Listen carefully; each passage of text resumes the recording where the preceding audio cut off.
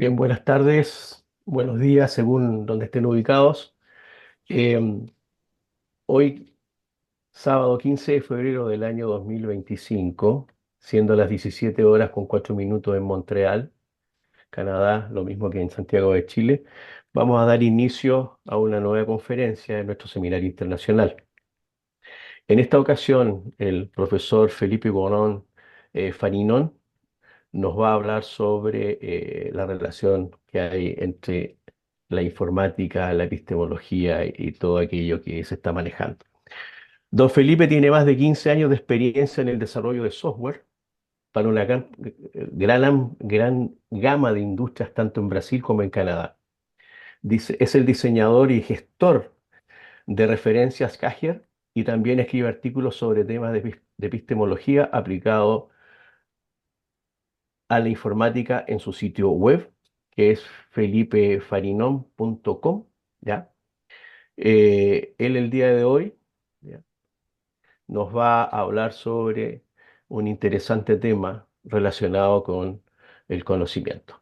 Así que dejo con ustedes a don Felipe. Okay, thank you so much for the introduction. And I'd like also to thank Juan for inviting me to speak today and to share the results of my studies. And what I wanted to say today is that there's an experience that's very common among both students and researchers, where we have to understand a new subject or a part of a subject which we have never thought about before. And this feels like trying to build a house with no previous training. We don't know where to start. We don't know what materials we need. And we don't know also how to arrange them in the proper order. So, with no means to investigate what is unknown, we feel lost and we feel disoriented. And this disorientation, it is felt today even by researchers when they try to define the object of their science, the proper object of their sciences.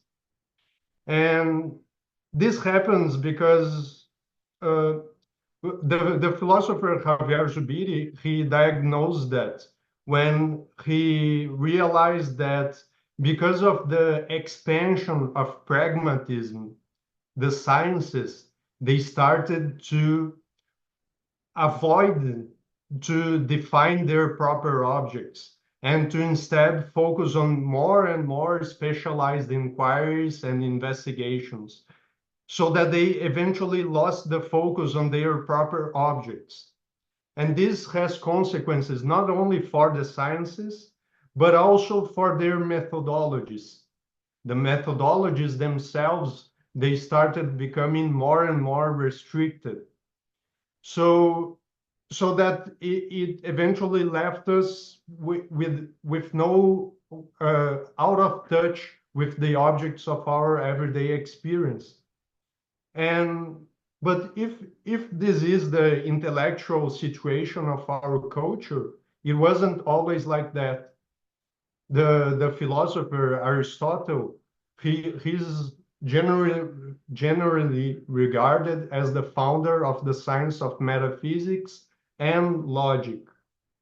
And because of his investigations on those two sciences, when he started to investigate one specific science, he was able to realize how the metaphysical principles manifested themselves on that specific science. And he was able to use the logic as a methodology for the investigation of that particular science. He was able to do that not only for one science, let's say for his physics, but for every science that he investigated. So this means that he had proposed a methodology that was coherent among the different sciences. So there are two key insights that I want to emphasize in his dialectical and logical method. And the first one, which is a very important insight, is that things and their parts, they fall under 10 categories and 5 predicables.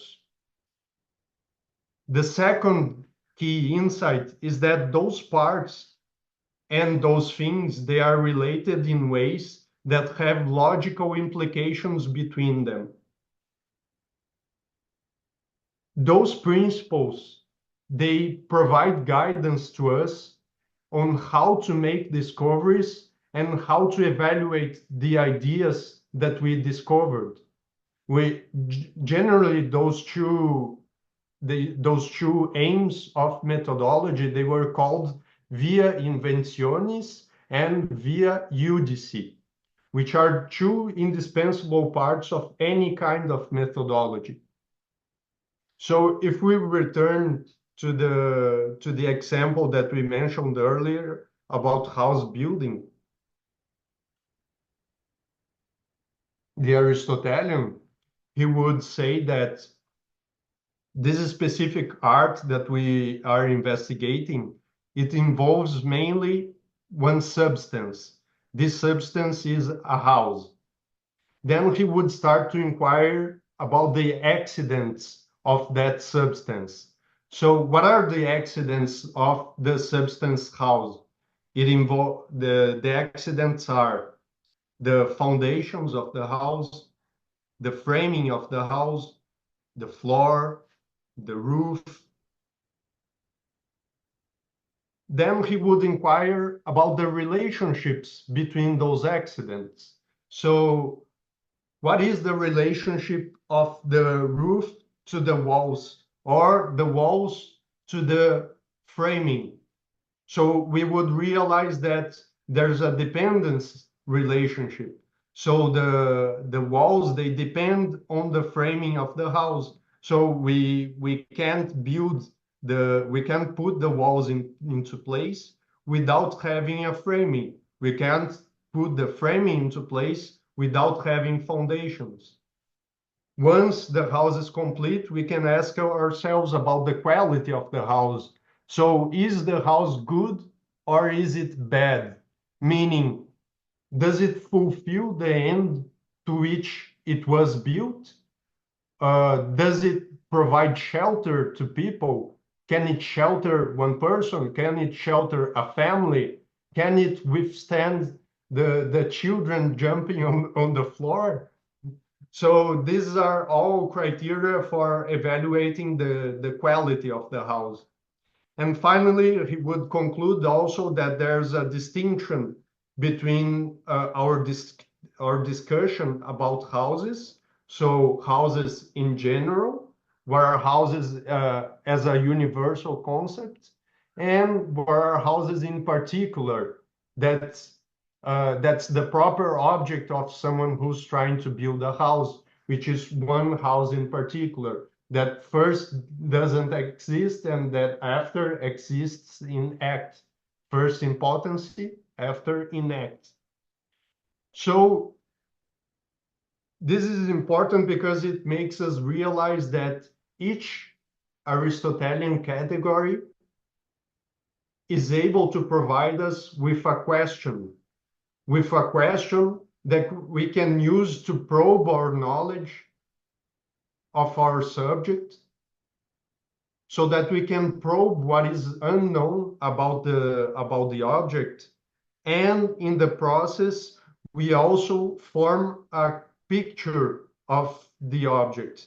So we look at the unknown to make discoveries, to understand what's missing in our picture, and at the same time to build that picture, to build a description of our object. So this is the formation of our knowledge, of our picture about a specific subject. Once we have that formed, we can also ask ourselves if this picture is correct or not. So it is probable. Are the definitions that we used correct or not? are they false? When we are at that stage in trying to understand something, we'll look at the dialectical topoi and the logical rules that Aristotle discovered. Those topoi and those rules, they specify how the elements that we used to compose the picture of that specific object, how they are logically related to one another. So how can we discover if they are true or false, or if they are probable or improbable? If we use definitions to form our picture of the object, we can ask ourselves, are those definitions complete or incomplete? So do they include genus? Do they include the differences of the object? Are those universals that we use to describe the house, is everything that we predicated of the universals really contained in the particulars? So is this description of the house really what goes on with specific houses that we know? Can we compare them? So here we have not only the picture of the knowledge, but we also give a attribute a truth value if they are true or false.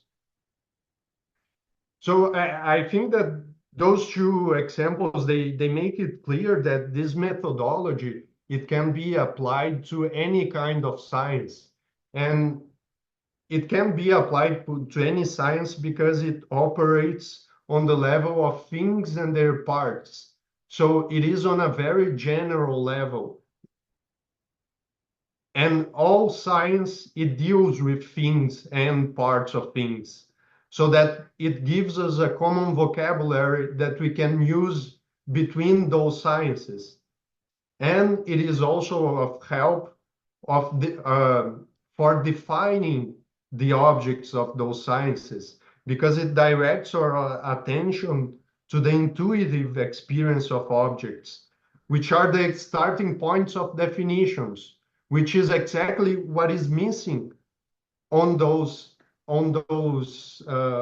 sciences, which is the definition of their proper objects.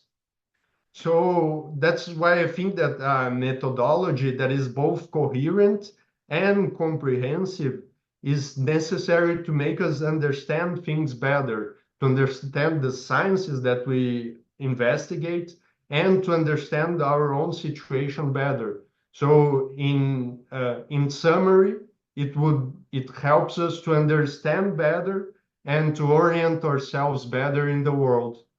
So that's basically what I wanted to say today.